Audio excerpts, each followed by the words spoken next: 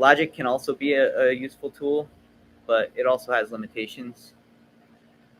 Logical truth is only valid if the proposed conditions and assumptions are irrefutable to all questioning. In fact, after intense questioning and philosophical scrutiny, most of the things we assume to be true are not actually provable. So that leaves us with very little that we can actually consider being absolute truth.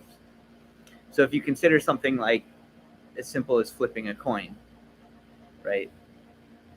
Most people will say it will land on heads or tails. I agree with that. That's still only at best 50% chance of predicting the future accurately.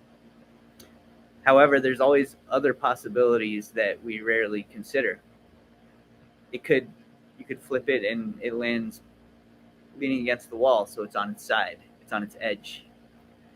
Or you could flip it into the air, and at that moment, an asteroid could hit the planet and turn our entire world into dust, so it never lands.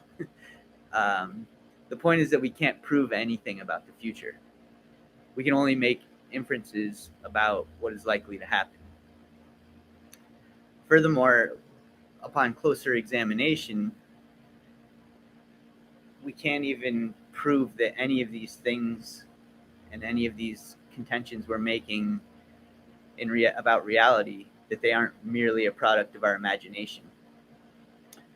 All rational and logical evaluations have to be made through the subjective lens of your mind. After rigorous philosophical questioning, the strongest claim we can make as a logical truth boils down to something as simple as I exist. Everything beyond that requires a conditional assumption that can't be proven in absolute terms. You can't actually prove that anything exists outside of your mind. So I understand this can be really confusing sometimes when you hear it for the first time, and it might seem to undermine reality, which is not my goal. So why do I bring it up?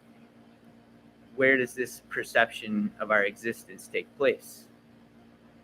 It takes place in our mind.